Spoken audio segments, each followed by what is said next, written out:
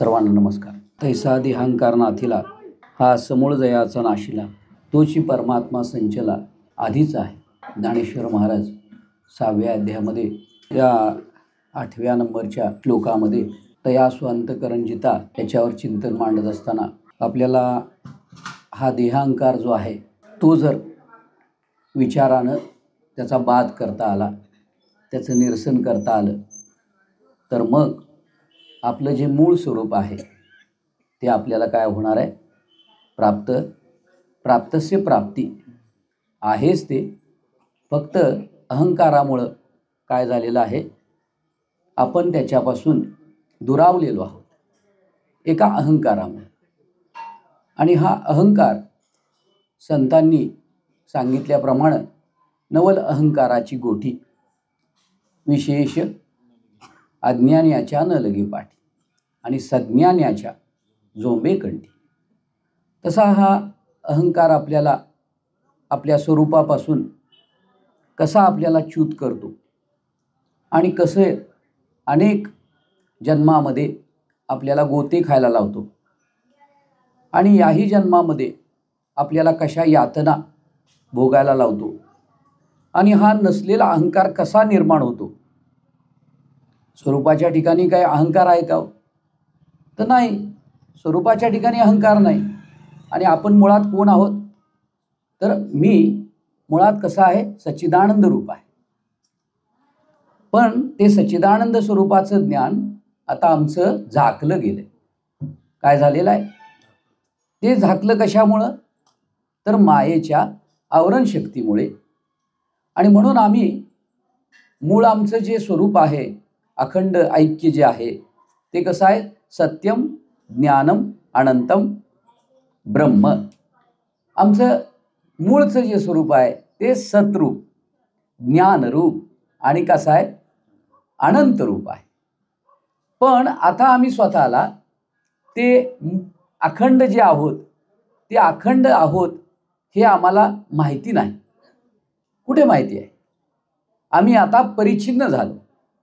ज्या वेळेला मातीनं भाजल्यानंतर एक रूप धारण केलं आणि त्याबरोबर ती माती स्वतःला त्या घटा एवढी, त्या आकारा एवढी, रूपा एवढी स्वतःला काय झाली?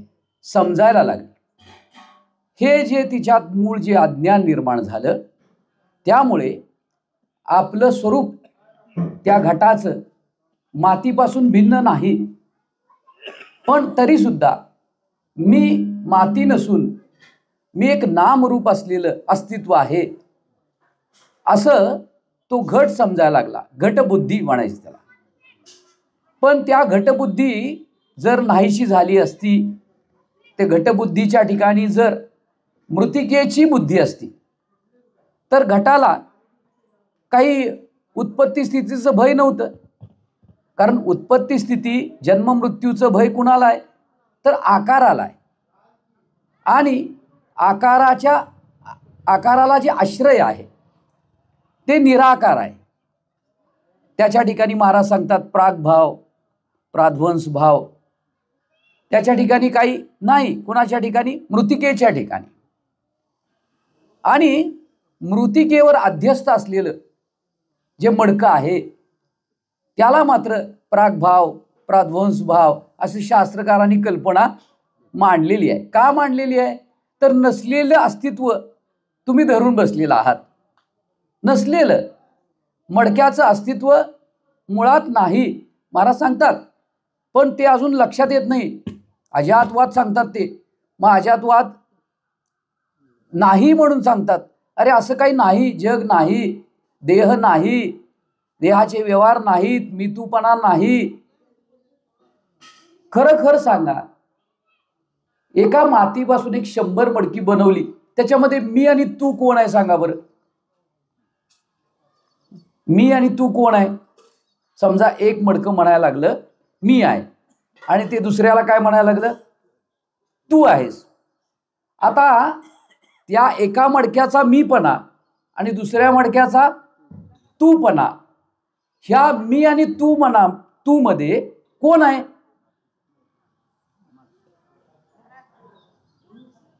दोघांच्या मध्ये जो पणा आलेला आहे, मी पणा तू पणा, हा पणा त्याच्यातलं सत्य काय आहे आणि असत्य काय आहे, एक नित्य काय आहे, अनित्य काय आहे, किंवा सत्य काय मिथ्या काय आहे, काय सांगा बरं. हा, त्याच्यातलं नामरूप मिथ्य आहे आणि अस्तिभाती प्रिय सत्य आहे. मग 100 मडक्यामधलं सत्य कोण आहे तर माती. सत्य कोण आहे? माती. आणि खोटं कोण आहे? नामरूप. आम्ही त्या मडक्यांकडे बघताना नामरूपाच्या दृष्टीनं पाहतो का मृतिकेच्या दृष्टीनं पाहतो? तर नामरूपाच्या दृष्टीनं जर बघितलं तर मी आहे आणि तू आहेस, आणि मातीच्या दृष्टीनं बघितलं तर माझ्यातला मीपणा आणि त्याच्यातला तूपणा दोघं बी नाही, एकच आहे. तसं हे दृष्टांत झाला. आता हा दृष्टांत झाला. मडक्यानं स्वतःमध्ये ज्या वेळेला मातीमध्ये असताना, मातीच असताना तिन्ही काळामध्ये मातीच असताना एक कल्पनेनं ज्या वेळेला मीपणा निर्माण केला, अज्ञानानं, मातीचं अज्ञान झालं, अज्ञान मातीचं झालं आणि ज्ञान कशाचं झालं? मडक्याचं. तसं या जीवाला मी कोण आहे त्याचं अज्ञान झालंय आणि ज्ञान झालंय मडक्याचं. आणि हे मडकं सरवड्यातलं, निगव्यातलं, कावण्यातलं, कोल्हापुरातलं अशी ही मडकी म्हणायला लागल्यात. आम्ही वेगळे आहोत, आम्ही वेगळे आहोत, आम्ही मडकी आहोत, आम्ही देह आहोत, असं हे कोण म्हणायला लागले? गटबुद्धी. गटबुद्धी, मृतिका बुद्धी नाही. वासुदेव तत्वता हे म्हणत असताना आत्मबुद्धी आहे, आणि मी देह म्हणत असताना घटबुद्धी आहे. मग घटत्वाच्या बुद्धीचा काय करायचा आहे? बाध करायचा आहे, घटत्वाचा बाध करायचा आहे. आणि मृतिकेची सत्ता, मृतिकेचं ज्ञान, तसं आत्मरूपाचं ज्ञान करून घ्यायचं आहे. मग ते कसं होणार? आत्मस्वरूप आहे, मृतिका आहे, पण दृष्टी नाही. म्हणून आंधळ्यासी जन हे अवघेच आंधळे, कारण डोळ्यासी दृष्टी नाही. म्हणून देव आणायचा नाही आहे, देव निर्माण करायचा नाही आहे, परमात्मा प्राप्तही करायचा नाही आहे, परमात्मा आणायचाही नाही आहे, परमात्मा पाहायला जायचंही नाही आहे. परमात्मा काय आहे? सर्वत्र, सर्वदेशी, सर्व काळी, सर्व ठिकाणी त्याची सत्ता आहे. ती सत्ता ज्या ज्ञानानं, ज्या बुद्धीनं, ज्या दृष्टीनं, ज्या नजरेनं, म्हणून परमात्मामध्ये, परमार्थामध्ये महाराज म्हणतात नजर पाहिजे. चांगदेव 65 मध्ये म्हणतात, चांगदेवाला जग कळत होतं, जगातलं कळत होतं, पण जग कळत नव्हतं. जगातलं त्याला कळत होतं, पण जग कळत नव्हतं. आणि म्हणून त्याला जग काय आहे हे सांगण्यासाठी, जग हे आद्यस्थ आहे आणि जगाला अधिष्ठान सत्य आहे, ते अस्तिभाती प्रिय आहे. त्या ठिकाणी ते झाकलं गेलं आणि मग मायेचं कार्य सुरू झालं, अज्ञानाचं. आणि असलेल्या वस्तूवर अध्यस्त असलेलं नामरूप, त्याला आम्ही जग म्हणून त्या ठिकाणी व्यवहार करायला लागलो. तसं त्या ठिकाणी व्यवहार करायला लागलो आणि याही ठिकाणी आम्ही असलेलं आमचं झाकलं गेलंय आवरणामुळं, अज्ञानामुळं. आणि ते अज्ञान झाल्यावर एक काय झालं, त्याला बीज भाव म्हणतात. त्याला काय म्हणायचं? बीज भाव. आणि त्या बीज भावामधून एक अंकुर निर्माण झाला, बीजांकुर. आणि त्या अंकुराचं नाव आहे अहंकार. आणि त्या अहंकारामधनं, त्या अंकुरामधून मग त्याच्या ठिकाणी जी पालवी फुटायला लागली, कोंब आला, तो त्या अहंकारामधून मी माझं, करता भोगता, पाप पुण्य अशी सगळी त्याच्या ठिकाणी वाढ निर्माण झाली, त्या जीवाच्या ठिकाणी. पण मुळात आपण कोण आहोत? तर आपण मूळ आहोत एक आपलं आत्मरूप आहे, एक चैतन्य रूप आहोत. आणि ते चैतन्य रूप अज्ञानामुळं झाकलं गेलेलं आहे. म्हणून सगळ्या गोष्टीला संतांनी सांगितलेलं आहे, मूळ कारण जर काय असेल तर ते म्हणजे स्वस्वरूपाचं अज्ञान. आपण कोण आहोत याची दिवसभरामध्ये आपल्याला आठवण सुद्धा येत नाही. आणि आपण जे नाही त्याची मात्र दिवसभरामध्ये आपलं विस्मरण सुद्धा होत नाही. म्हणजे अज्ञान किती दाट असेल बघा. जे आहोत त्याची आठवण नाही, जी नाही, जे मडकं नाही त्याची आठवण आहे मडक्याला, आणि जे मडकं आहे, ज्याच्यामुळं आहे, ज्याच्यामध्ये आहे त्याचं विस्मरण आहे. म्हणजे मडक्याला मातीचं विस्मरण झालंय, तसं या जीवाला त्या जीवाचं जे मूळ अधिष्ठान आहे ते म्हणजे कूटस्थ, आणि त्या कूटस्थाचं त्याला अज्ञानामुळं स्वतःकडे बघायला, स्वतःला जाणून घ्यायला वेळच नाही आहे. जसं निद्रेमुळं स्वप्न पडतं, निद्रा हे बीज आहे आणि त्याच्यामुळे स्वप्नामधल्या वस्तू सत्य वाटायला लागतात. तो अंकुर आहे, तो परिणाम आहे. तसं स्वतः ज्ञान नसणं हा बीज आहे, बीज भाव. ते आता महाराज सांगणार आहेत, बीज भाजून केली लाही. ते अज्ञान रूपी बीज आहे. आणि ते अज्ञान रूपी बीज जोपर्यंत ज्ञानाग्नीचे निमिषे जेने जाळीले कर्म अशेखे, तो परब्रह्मची मनुष्य वेखे ओळख तू. ज्यानं हे अज्ञान रूपी बीज संतांच्या सानिध्यामध्ये येऊन ज्या वेळेला जाळून काय केलेलं आहे, नाहीसं केलेलं नाही. महाराज आमचे म्हणायचे, नाहीसं करणे आणि भाजण्यामध्ये फरक आहे. तुम्ही शेंगदाणे भाजता ना, मग काय होतंय? शेंगदाणे भाजल्यावर ते उगवत नाही हो. शेंगदाणे भाजल्यावर उगवत नाही, हरभरे भाजल्यावर उगवत नाही का? उगवते नाही. पण उगवत नसलं तर खायला चांगलं आहे का तसंच खाल्लेलं चांगलं? शेंगदाणे भाजल्यावर चांगले नाही, हरभरे, चणे, वाटाणे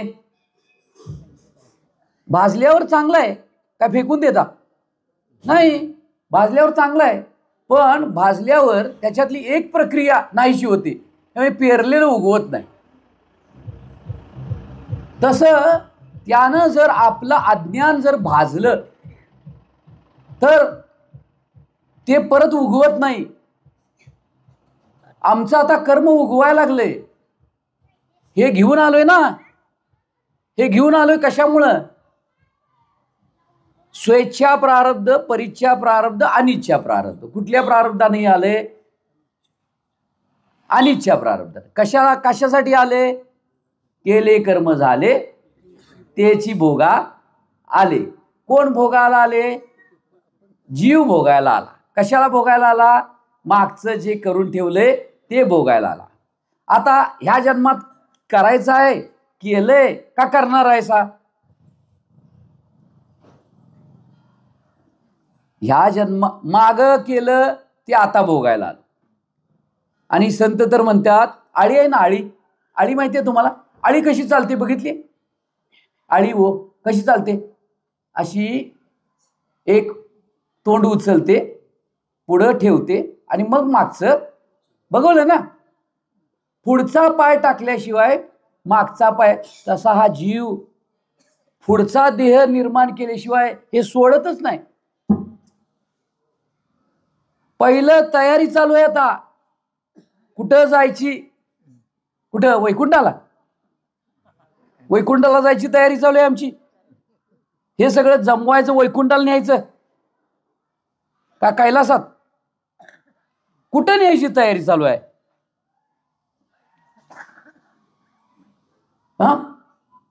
नाही, न्याय हे आता जे करायला लागलोय ते नेण्यासाठी करायला लागलोय का ठेवण्यासाठी?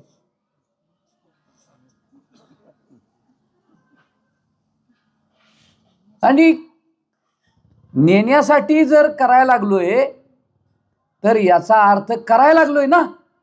आणि करायला लागलोय म्हटलं की कर्म बंद आहे. कर्म आहे.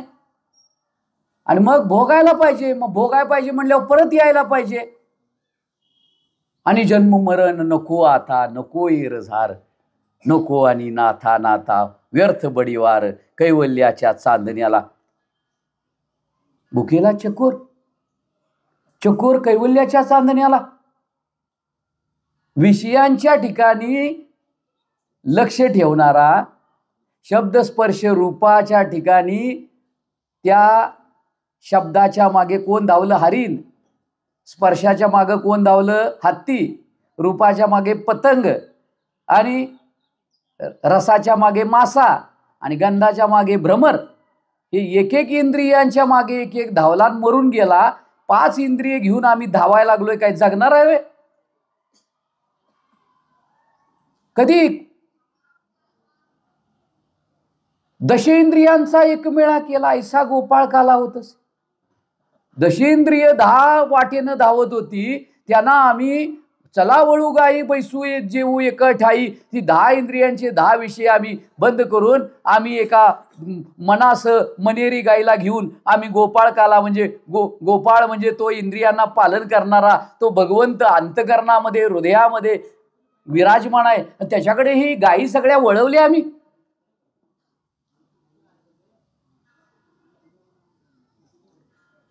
आम्ही अहंकारी होऊन गायींना घेऊन वनामध्ये आता चरायला निघालोय.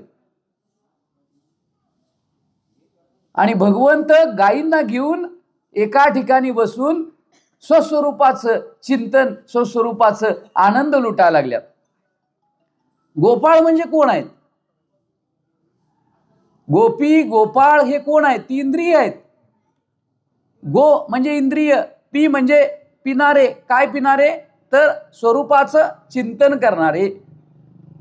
आणि हे स्वरूपाला विसरून आम्ही गोपी नाही, आम्ही झोपी. गोपी नाही आम्ही, आम्ही गोपाळ नाही, झोपाळू आहे आम्ही.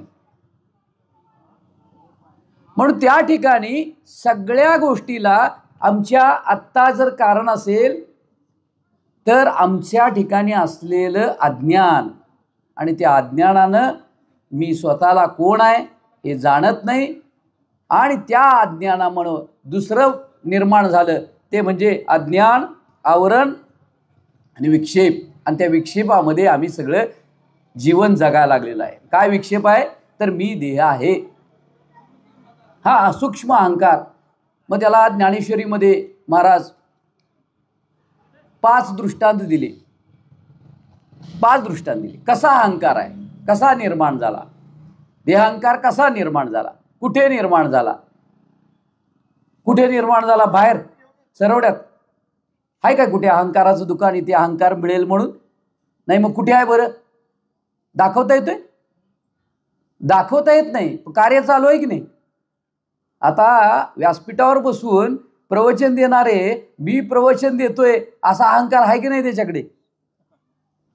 आणि ऐकणाऱ्यांकडे मी प्रवचन ऐकतोय हा अहंकार आहे की नाही? घटानं मी घट आहे असं म्हटल्यानंतर तो वेगळा झाला की नाही? इतरांपेक्षा, इतर घटांपेक्षा वेगळा झाला की नाही? तो झाला, कल्पनेनं झाला, नसताना झाला.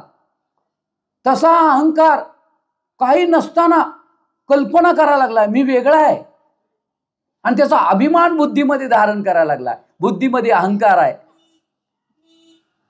म्हणून ज्ञानेश्वर महाराजांनी बुद्धी जीवाच्या आणि परमात्म्याच्या मध्ये ठेवली. ती सत्वगुणाची आधी, तेज तत्वाची बुद्धी, जीव परमात्म्याच्या संधी वसली असे. जीव आणि परमात्म्याच्या संधीमध्ये बुद्धी आहे. ती बुद्धी इकडे जीवाकडे पण बघेना, इकडे परमात्म्याकडे पण बघेना ना, जीव समजून घ्यायला लागली आहे. म्हणून त्या ठिकाणी संतांनी सांगितलं, तया स्वंत करण जिता सकळ कामोपशांता. स्व आणि अंतकरण अन्ना, स्व आणि अंतकरण म्हणजे स्व आणि स्व मध्ये व्यवहार नाही. स्व आणि व्यवहार म्हणजे कोण? स्व मध्ये व्यवहार सुरू झाला की काय झालं, स्व व्यवहार आणि बंधन नाही, स्व आणि व्यवहार आणि बंधन नाही, त्याला ईश्वर म्हटले. बरोबर आहे ना अण्णा? हा, स्व आहे, व्यवहार आहे आणि बंधन नाही, बंधमुक्त आहे, म्हणजे तो कोण आहे, ईश्वर. स्व आहे, व्यवहार आहे आणि बंधन आहे, तो कोण, हा, जीव. मग आता आमचं कसं काय, स्व आहे नाही, आम्ही स्व आहे का स्व अधिक व्यवहार आहे आणि बंधमुक्त आहे, का स्व आहे आणि व्यवहार आहे आणि बंधनयुक्त आहे? आम्ही कोण आहोत? ब्रह्म आहे, मान्य आहे मला. ब्रह्म अखंड आहे, ब्रह्म अनंत आहे, ब्रह्म आनंद रूप आहे, ब्रह्म निर्विशेष आहे, ब्रह्म निराकार आहे. हे सगळं तुम्ही आम्ही कोण आहोत आता? कारण आपण काय म्हणतो, तू ब्रह्म आहेस, तत्वमसी. मग तत्वमसी कधी आहे? तर संत म्हणतात त्या शिष्यानं पहिल्यांदा अंतकरणाचा अभ्यास केल्यावर त्यावेळेला ज्यावेळेला तो शुद्ध होईल त्यावेळेला सद्गुरूंच्याकडे गेल्यानंतर सद्गुरू त्याचं मल आणि विक्षेप गेल्यात का बघत्यात. नसलं तर त्याला नाम घ्या म्हणतात, तुम्ही एकादशी करा म्हणतात, तुम्ही पारायण करा, तुम्ही वारी करा आणि मल विक्षेप गेल्यानंतर मग त्याचा आवरण दूर करण्यासाठी तत्वमसी सांगतात. आमचं काय झालंय, मल तसंच, आवरण तसंच. जीवाच्या ठिकाणी दोष आहेत ना, अंतकरणाच्या ठिकाणी मल तसाच आहे, पापबुद्धी तशीच आहे, विक्षेप तसाच आहे. मल आणि विक्षेप आणि मग आवरण दूर होतच नाही. का होत नाही? त्याला रामकृष्णाने एक गोष्ट सांगितली. एका गावात एक मंदिर होतं आणि त्या मंदिरामध्ये बरेच दिवस कोणी गेलंच नव्हतं, कुणी गेलं नव्हतं. कोण जायचं? उंदरं जायची, घुशी जायच्या, वटवागळं जायची. त्या मंदिरामध्ये मूर्ती नाही, त्या मंदिरामध्ये दिवे लागणीच्या वेळेला कधी दिवा लावला नाही ना, मंदिरामध्ये काही धुपारती नाही, आरती नाही, भजन नाही, घंटा नाही, काहीच नाही. मग कोण होतं? ते सगळे घाण पडलेली, धूळ नाही, काही नाही, धूळ झाडलेली नाही. मग त्या ठिकाणी एक दिवस तो पोदो म्हणून एक होता, त्याला नाव दिले पोदो. तो गेला आणि गेल्यानंतर त्यानं त्या ठिकाणी शंख वाजवायला सुरुवात केली.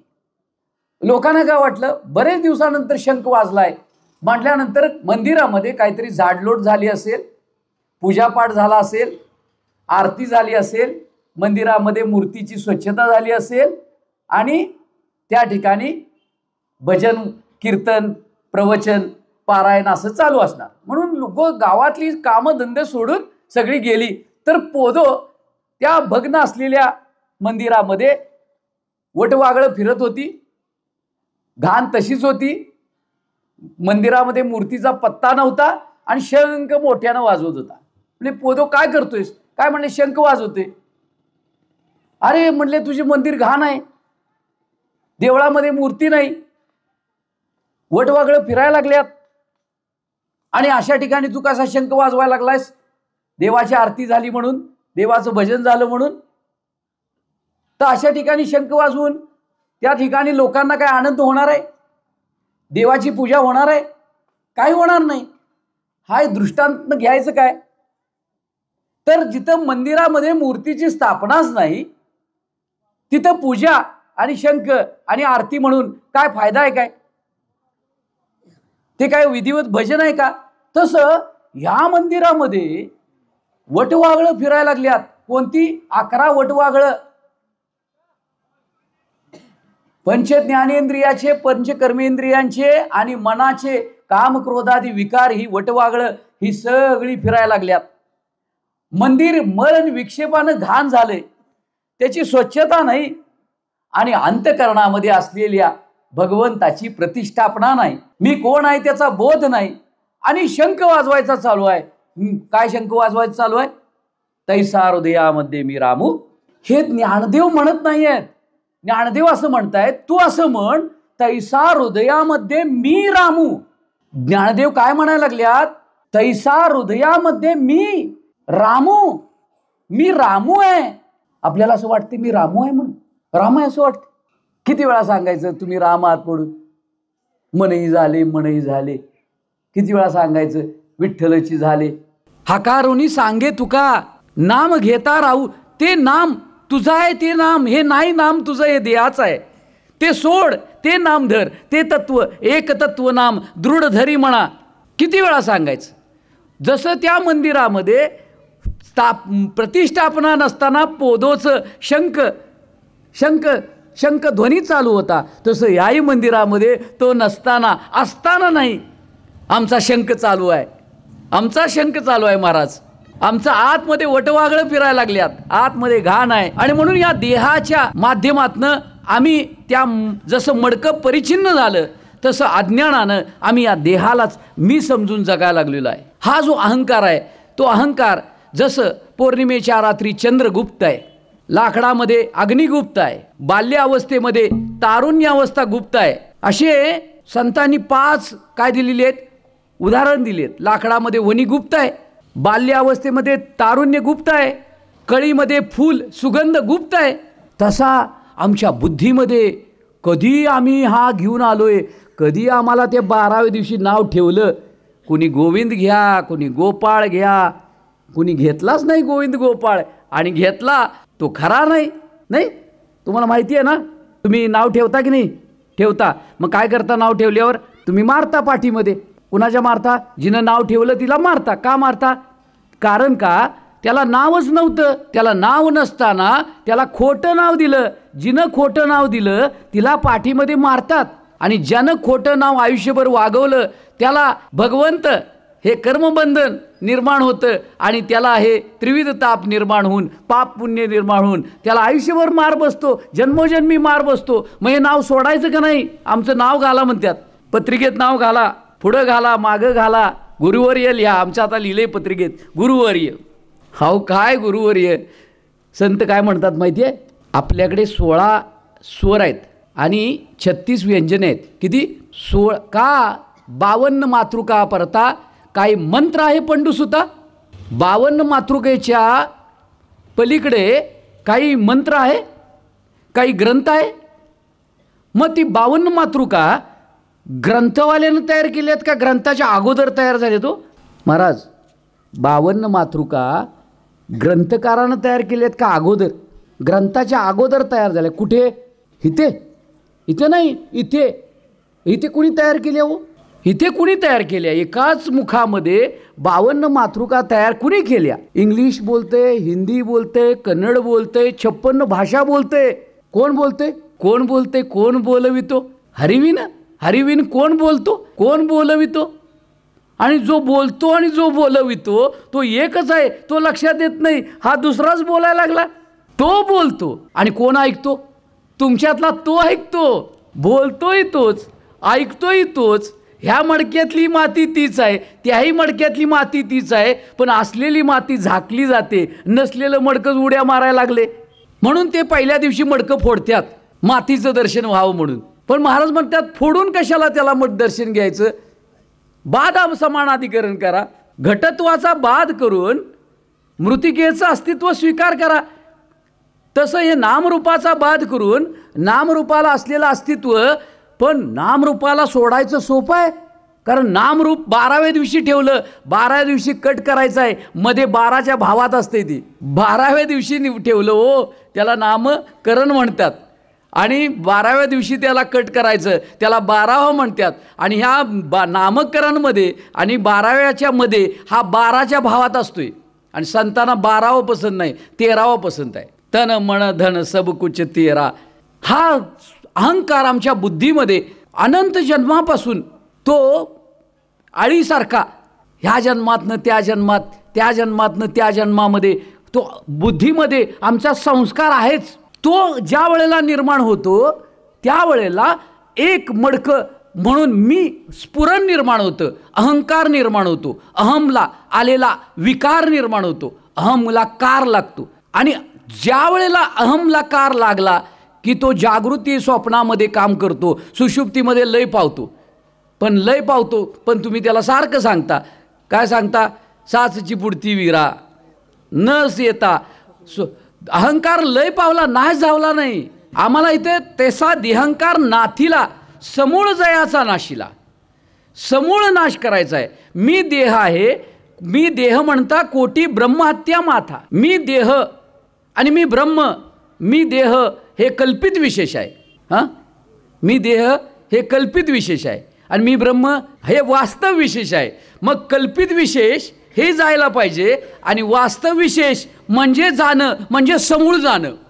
मी समूळ समूळ एक आता अगोदर कल्पितानं उड्या मारत होता, आता मी माती म्हणून उड्या मारला. मग मी माती म्हटलं की त्या मी जाणीवेनं इतर मातीपेक्षा हा वेगळा पडला. आणि म्हणून जोपर्यंत देहामध्ये जाणीव आहे आणि ती जाणीव अंतकरणाच्या ठिकाणी आहे आणि अंतकरणाच्या ठिकाणी मी वृत्ती जोपर्यंत आहे तोपर्यंत त्या ठिकाणी वृत्तीज्ञान आहे. आणि वृत्तीज्ञान संत म्हणतात मिथ्या ज्ञान आहे, खोटं ज्ञान आहे. ती वृत्ती निर्माण झाली की जीव निर्माण झाला, जीव निर्माण झाला की प्रमाता झाला, प्रमाण झालं, प्रमेय झालं, द्रष्टा झाला, दृश्य झालं, दर्शन झालं, ज्ञाता झाला, ज्ञेय झालं, ज्ञान झालं. हे सगळे त्रिपुटी झाली. आणि संत म्हणतात त्रिपुटी वेगळा तू आहेस ते तू जाणून घे.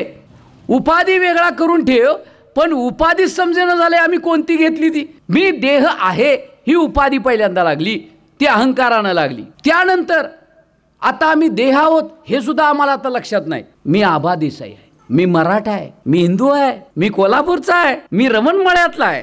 हा, हे विश्वची माझे घर आणि मी रमणमळ्यातला आहे, मी कावण्यातला आहे, मी त्या सरोड्यामधल्या सोळंबीतल्या एका गल्लीतला आहे. हा माझा अहंकार. म्हैस बघितली की म्हैशी एवढा अहंकार. काय होते अहंकार? आमचे महाराज सांगतात अहमला आकार येतो. मी आता तुम्हाला बघितलं तर माझी जी वृत्ती आहे ती अण्णा सांगतात ती वृत्ती, आता माझी वृत्ती महाराज सांगतात आमचे, पाण्याला सोडून लाट गेली का हो? पाण्याशिवाय लाट उठली का? पाण्यामध्ये असताना, पाणीच असताना मी लाट आहे, पाण्यात राहून लाट आहे असा म्हणते ती अहंकार बुद्धीमध्ये दृढ आहे अज्ञानामुळं, पाण्याच्या अज्ञानामुळं.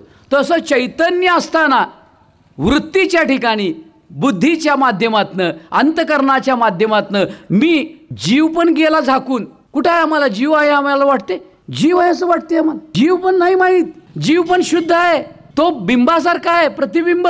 जीवही शुद्ध आहे आणि तो जीव अंतकरणाच्या ठिकाणी येऊन प्रमाता झालाय. आणि जीव का स्वतःला विसरला? तर गाढ अज्ञान सुषुप्ती. ती कुठे आहे हो? गाढ अज्ञान सुषुप्ती. सुषुप्ती अवस्था कुठे आहे देहामध्ये? जागृती कुठे आहे? नेत्रस्थानी. स्वप्न अवस्था कुठे आहे? कंठस्थानी. आणि सुषुप्ती अवस्था कुठे आहे? काय? हृदयस्थानी. कुठे आहे? हृदयस्थानी. आणि हृदय कुठे आहे? संत म्हणतात हृदय म्हणजे अंतःकरण. आणि योगाच्या ठिकाणी हृदय म्हणजे हे हृदय नाही, ते हृदय आपुलेचा उफाळून या भले नाही. मग मूलाधाराच्या ठिकाणी अज्ञान आहे. गणाधीश जो ईश सर्वा गुणांचा मुळारंभ आरंभ. मग मूलाधाराच्या ठिकाणी अज्ञान आहे. आणि स्वप्नावस्था जी आहे ती स्वप्नावस्था कंठस्थानी सांगितली, पण त्याचं स्थान सांगितलं सूक्ष्मदेहाचं नाभी. मग आता जीव नाभीपासनं खाली आहे. दिवसभर काय भूक लागली म्हणजे कुठं आहे? भूक लागली म्हणजे कुठे आहे आम्ही? आमचा अहंकार कुठे आहे? आमचा असणे पण कुठं आहे? भूक लागली मग कुठे गेलो आम्ही? कुठे गेलो? नाभीच्या ठिकाणी गेलो. मग नाभीच्या वर तुम्ही अभंग म्हणता ना, गरुड नाभी नाभी म्हणे, एक आहे की अभंग, नाभी नाभी नाभी नाभी. मग त्या ठिकाणी प्राण आणि अपान दोघं मिळाले. खाली वाहतो तो अपान, वर वाहतो तो प्राण. तो प्राणापान एकत्र आले त्या नाभीच्या ठिकाणी, ते एकत्र झाले तर मग वृत्ती ऊर्ध्वगामी होतीये. मग ती आमची वृत्ती आता ऊर्ध्वगामी कुठे आहे अण्णा? तिथून खाली आहे. म्हणजे आम्ही अधोमुखी आहोत. मग अधोमुखीला ऊर्ध्वमुखी करायचं आहे वृत्तीला. आणि ज्ञानमार्गातलं वृत्ती ऊर्ध्वमुखी करायची म्हणजे त्या ठिकाणी विषय, इंद्रिय, अंतःकरण आणि अंतःकरणाला असलेलं प्रकाशमान करणारं जीव. आणि मग जीवाच्या मागं साक्षी आणि साक्षीच्या मागं कूटस्थ. मग आता विषयांचं तरी पहिल्यांदा एकदा निराश करूया की जायचं आहे कूटस्थाकडे. कारण का? तैसा घटाकार जैसा निमालिया तया अवकाशा न लगे मिळो जाणे आकाशा अनाठाया. हा घटाकार काढायचा आहे, पण घटाकार काढायसाठी हा बाबा तिकडं उलटलाय विषयांकडं. त्याला हितं तर घ्यायला पाहिजे पहिल्यांदा. त्यानं मी देह आहे अशी कल्पना करून कायम शब्द स्पर्श रूप रस गंध ह्या मायेचं जे तमोगुणाचं प्रकरण आहे, हे शब्दस्पर्श रूपरसगंध एक सत्वगुणाचा आहे. सत्वगुणाची उपाधी ईश्वराची आहे. तमोगुणाची उपाधी कुणाची आहे? तमोगुणात्मक प्रकृती. हे शब्दस्पर्श रूपरस पृथ्वी आप तेज वायू आकाश. आणि अविद्यात्मक उपाधी जीवाची आहे. मग अविद्यात्मक उपाधी जीवाची घेऊन हा जीव स्वतःच्या स्वरूपाला झाकला जाऊन मी देह आहे असा अहंकार धारण केला त्यानं त्या सूक्ष्म शरीरामध्ये. मग संत म्हणतात निदान तू हृदयाच्या ठिकाणी तरी थांब. हृदयाच्या ठिकाणी का? हृदया माझी सुषुप्ती. स्थूल सूक्ष्म कारण स्थूल देह हा स्थूल देह त्याची अवस्था नेत्र सांगितली. सूक्ष्म देह त्याची कंठस्थानी किंवा तो सप्तचक्राच्या माध्यमातून तुम्ही नाभीस्थानी घ्यायचं. आणि कारण देह म्हणजे सुषुप्ती. सुषुप्ती आणि त्याचं ज्ञानाच्या यानं विचार केला तर अज्ञान हे त्याचं काय आहे? स्वरूप आहे. सुषुप्ती म्हणजे अज्ञान, घन अज्ञान सुषुप्ती. मग जीवाला आपलं ज्ञान नाही त्याला सुषुप्ती म्हटले. आणि ती सुषुप्ती जर त्याला ओलांडायची असली, अज्ञान ओलांडायचं असलं तर पहिल्यांदा तो जो प्राज्ञ आहे, जो स्वतःला जाणत नाही, त्यानं पहिल्यांदा स्वतःला जाणायला पाहिजे. आणि जाणण्यासाठी हा जो देह होऊन बसला आहे तो देह घेऊन जो विषयांच्या ठिकाणी जो काही प्रवाहित व्हायला लागलेला आहे त्यानं हळूहळू हळूहळू त्या विषयांचं स्वरूप समजून घ्यायला पाहिजे. विषयाला भोग्य समजायला लागला आहे, स्वतःला भोगता समजायला लागला आहे, त्याचं पहिल्यांदा निरसन करायला पाहिजे. आणि मग ते विषय जसं त्याचं निरसन झालं तर मग त्याची भोग्य आहेत ना ते आपल्याला, मग त्याचं निरसन झालं तर त्याची इच्छा कुणाला होईल? मग भोग्य जर गेलं तर भोगता जातोय, दृश्य गेलं तर द्रष्टा जातोय. मग हे दृश्य आणि द्रष्टा आमच्या अंतकरणामध्ये अन्ना दिवसभर व्हायला लागले. दृश्य निर्माण होते त्या सापेक्ष आम्ही द्रष्टा होतोय. ते दृश्य गेलं, जसं आता मी सुनीलकडे बघितलं किंवा आमच्या महाराजांच्याकडे बघितलं किंवा यांच्याकडे बघितलं.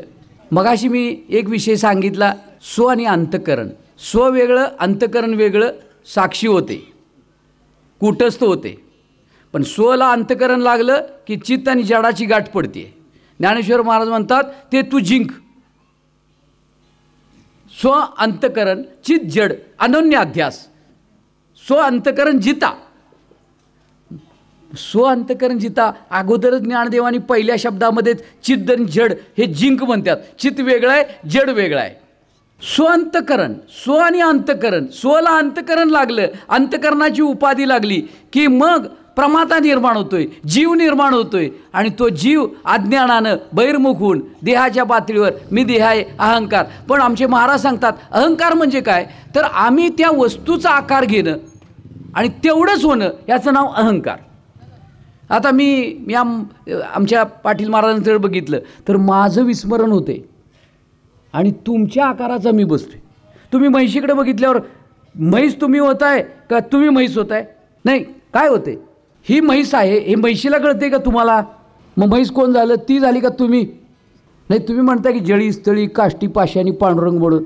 विठ्ठल जळी स्थळी भरला रिता ठाव नाही उरला तो म्या दृष्टीने पाहिला. महाराज म्हणतात नजर यावी लागते. नजर काय? नजर म्हैस बैल. मग तुम्ही वृत्तीद्वारे तुमचं ज्ञान अंतकरणात परिणाम पावलं की त्याला वृत्ती म्हणतात. चैतन्य अंतकरणात परिणाम पावलं का अंतकरण परिणाम पावलं? अंतकरण जड आहे. त्याच्याही पुढं जाऊन संत म्हणतात अंतकरणच नाही म्हणतात. कुठं आहे सुषुप्तीत अंतकरण? मग अंतकरण नाही तर अहंकार कुठला? ऐ अंतकरण नाही, मग प्रमाता नाही, मग जीव नाही. मग जीव नाही तर कोण आहे? मग साक्षी आहे. मग साक्षी आहे तर कोण आहे? कूटस्थ आहे. मग कूटस्थ, आणि कूटस्थ जरी कुठून आलं तर कुटी एवढं चैतन्य, त्याला कूटस्थ म्हणायचं. ही कुटी आहे, ही कुटी त्याच्या एवढं परिचिन्न झालेलं चैतन्य. मग आम्ही केस ज्ञानेश्वर महाराज सांगतात, केसांच्या पासून पायाच्या नखापर्यंत जी चेतना आहे ते कूटस्थ चैतन्य केसांपासून नखापर्यंत व्याप्त आहे, त्याला कूटस्थ चैतन्य म्हणतात. आणि त्या चैतन्याच्या सत्तेवर हा जो अंतःकरण आहे ना ते चंचल बनते, चंचल हालायला लागते, हालायला इंद्रिय हालायला लागतात. म्हणून ते म्या बोलविल्या वेदू बोले, म्या चालविल्या सुरे चाले, म्या हलविल्या प्राणू हाले, या जगासी ह्या जगासी चालका. जसं ह्या जगामध्ये तो चालक आहे, त्याही जगामध्ये तो चालक आहे, त्याही जगामध्ये चालक आहे, सगळीकडे तोच चालक आहे. आणि आम्ही उगा मालक होऊन बसलोय. तोच मालक आहे, तोच चालक आहे. चालविली जड भिंती. महाराज आमचे म्हणतात ही भिंत आहे, ही भिंत तुम्ही आता घराकडनं चालवत आणली की नाही, नाही कळलं. नंतर तुम्हाला चालवत न्यायचं आहे खांद्यावरनं. आता चालते मग चालताना लक्षात येत नाही चाले शरीर कुणाची सत्य म्हणून. मी चालतो म्हणे, सकाळी 5 किलोमीटर चालतो, संध्याकाळी 5 किलोमीटर. दिवसभर तुला कोण चालवते? हां, तू चालवतोस. त्यावेळेला ज्ञान जाते. भांगलन करताना ज्ञान जाते, कुळव धरताना ज्ञान जाते, नांगर धरताना ज्ञान जाते, लागण करताना ज्ञान जाते होय. आणि मध्येच येते होय ज्ञान प्रवचनाच्या वेळेला, कीर्तनाच्या वेळेला ज्ञान येते. गाताना खाताना जाते, गाताना येते, गाताना बी जाते, खाताना बी येत नाही, जाताना बी येत नाही. आणि एकनाथ महाराज म्हणतात हरी बोला देता, हरी बोला घेता, उठता बसता हरी बोला. कुणी म्हणायचं त्यांनी आणि तुम्ही काय म्हणायचं? द्या. त्यांचा अभंग आणि आमचं पाकिट द्या. वा वा, भारी आहे की भक्ती. भक्ती नव्हे सुळावरील पोळी. उगाच नाहीत प्रगट झाले. 13 दिवस बसली हो इंद्रायणीच्या काठी. तू किती दिवस बसतोस? तू का म्हणे नको वरपांग देवा, घ्यावी माझी सेवा. वरपांग नको, नाही नाही, काय उपयोग नाही. ते पोदो आहे ना, पोदो. मग अशी शंख फुकत बसला तसं हे चाललंय. शंख फुकात देवाची स्थापना नाही, मल विक्षेप गेलेला नाही, वटवागळं फिरायला लागल्यात, हृदयाची स्वच्छता नाही, घाण सगळं झालं. आणि उगा शंख काय मी वासुदेव तत्वत. अरे असं किती दिवस म्हटलं तर वासुदेव होशील तू? किती वेळा सांगितल्यावर बरं सांगितलेलं ज्याला ऐकायला येते त्याला बहिरा म्हणायचं का चांगल्या कानाचा म्हणायचं? ज्याला सांगितलेलं ऐकताय हळू, ज्याला म्हणजे बारीक ऐकता येते त्याला कशाला बारीक ऐकतो बरं का. तो काय ऐकतो? मग ज्याला बारीक ऐकायला येते त्याला काय म्हणायचं? चांगल्या कानाचा. आणि ज्याला सांगून ऐकायला येत नाही त्याला काय म्हणायचं? बहिरा. आणि तुमच्या गावाकडच्या भाषेत काय म्हणतात त्याला? किवंडा. मग आता हे किती वेळा सांगायचं? हे संतांनी किती वेळा सांगायचं? मग त्याला काय म्हणायचं? आपण कोण आहोत? अहो जरा मोठ्यानं बोलावं. आपण कोण आहोत? अहो बहिरे झालोय, बहिरो झालं आहे की. ते ज्ञानातलं बहिरा. त्याला जग कळायचं बंद झालं की त्याला म्हणायचं बहिरा. आता आम्हाला देव कळायचं बंद झालं आहे, ह्यो मुख्य बहिरा आहे. त्या जग कळायचं बंद झालं की बहिरा म्हणायचं. मुका झालो वाचा गेली, हो तो पंडित महाज्ञानी. त्याचा काय उपयोग नाही. ते आतलं कळण झालंय, उगा पोगोसारखा शंख मारायला लागलाय पोदोसारखा. मग मी सांगत होतो तेवढाच विषय सांगतो महाराज आणि थांबतो. काय हे संपायचं नाही, लवकर संपत नाही आहे. तुम्ही मगाशी मी सांगत होतो की गाडी बघितली की गाडीच्या आकाराचं होते, म्हैस बघितली की बोला की जरा इथं सगळ्याला मुभा आहे, इकडे काय मार्क द्यायची नाहीत. ज्ञानेश्वर महाराज बघायला लागल्यात, भाव बघायला लागल्यात. काय बघायला लागल्यात? काय नियम घेऊन बसलेले नाहीत, काय नियम घेऊन बसल्यात असंच व्हायला पाहिजे तसंच व्हायला पाहिजे नाही. काय नियम बघायचं त्यावेळेला? एक नियम भावेनं भक्ती, तो नियम. मग तुम्ही दिवसभर कुणाकुणाच्या आकाराचं होतं हो? पांडुरंगाच्या आकाराचं दिवसात किती वेळा होत आहे? पांडुरंगच माहीत नाही अजून. पांडुरंगाच्या मूर्तीच्या आकाराचं होणं वेगळं. पण मला सांगा, पंढरपुरात गेल्यावर तरी तुम्ही पांडुरंगाच्या मूर्तीच्या आकारा एवढं कधी झालाय? पंढरपुरा एवढा झालाय तुम्ही, ते तरी कुठे झालाय? अहो तिथं जाऊन तुम्ही सरवडे सोडलेलंच नसते, सोळंबी सोडलेलंच नसते, म्हैस सोडलेलीच नसते, धार सोडलेलीच नसते, किटली सोडलेलीच नसते. म्हणजे आमचा अहंकार, महाराज म्हणतात काय म्हणतात, विश्वची माझे घर, एवढा अहंकार व्हायला पाहिजे. देह मी नाही, मी मडकं नाही, ही सगळी मडकी मीच आहे, असा आमचा अहंकार व्हायला पाहिजे. मी देह आहे हा अहंकार अशुद्ध आहे. मी देह आहे आणि मी ब्रह्म आहे, मी कूटस्थ आहे. अहंकार व्यापक आहे, कूटस्थ आणि बाहेरचं आकाश महत आकाश एक आहे, घटाकाश आणि महत आकाश एकच आहे, तसं कूटस्थ आणि परमात्मा एकच आहे, असा आमचा व्यापक अहंकार असताना आम्ही परिच्छिन्न झालो. संकोचिनिका झालासे लहानवणे आपोषण घे ब्रह्मांडाचे. अरे अजून पिंडातलंच कळ ना, ब्रह्मांडात कुठं जातोस? पिंडातलाच हा देह अहंकार सुटेना झालाय. पोपटाला पिंजरा सुटेना झालाय. पोपट पिंजऱ्यापासून वेगळा आहे, पण पिंजऱ्यालाच धरून बसलाय. आणि म्हणून हा अहंकार एक देहंकार मिथ्या आहे, गौण आहे, मी ब्रह्म आहे, हा शास्त्रीय अहंकार आहे. पण तो सुद्धा अजून वृत्तीच्या ठिकाणी आहे. आणि वृत्ती आहे तोपर्यंत परिच्छिन्नता आहे. वृत्ती आहे त्याला महाराज तुम्ही कसलं म्हणतात ज्ञान? त्याला यथार्थ प्रमा म्हणता का अयथार्थ? अयथार्थ प्रमा, अयथार्थ मिथ्या ज्ञान वृत्तीच्या द्वारे आहे. हो, वृत्ती नाही तर ज्ञान गेलं. वृत्ती आहे तोपर्यंत आमचं असलं ज्ञान, वृत्तीतलं ज्ञान. वृत्ती आहे तोपर्यंत आम्ही चांगले आहोत बरं का. आणि घरात गेल्यावर डोकं फिरलं तर हा राक्षस. मग इथं आला की मी वारकरी. तिथं गेला महाराजांच्या पुढं, माझ्यासारखा कोण नाही. आणि जरा मनाच्या विरुद्ध झाला की आला राक्षस बाहेर. ही आमची वृत्ती. आणि म्हणत आहे महाराज, प्रपंच ओसरो चित्त तुझे पायी मुरो. काय मुरो? कुठं मुरलं नाही, काय नाही. मुरायला घातलेलंच नाही तर मुरल कसं? मुरायला घालायला नको का? वृत्ती मुरायला घालायला पाहिजे. ह्याला बसायला सवड नाही, चिंतनाला सवड नाही, ऐकायला सवड नाही, घड्याळाकडे लक्ष आहे, खाली अधोगामी लक्ष आहे, सगळं नाभीच्या ठिकाणी केंद्रित झाले. आणि कधी वृत्ती वर नेणार, काय करणार त्यावेळेला चिंतनात असो. देह अहंकार नाती, देहाचा अहंकार. संत म्हणतात पंचमहाभूतांचा गोळा आहे, त्याला तू मी म्हणून बसतोस. तू देहाचा द्रष्टा आहेस, तू जीव आहेस.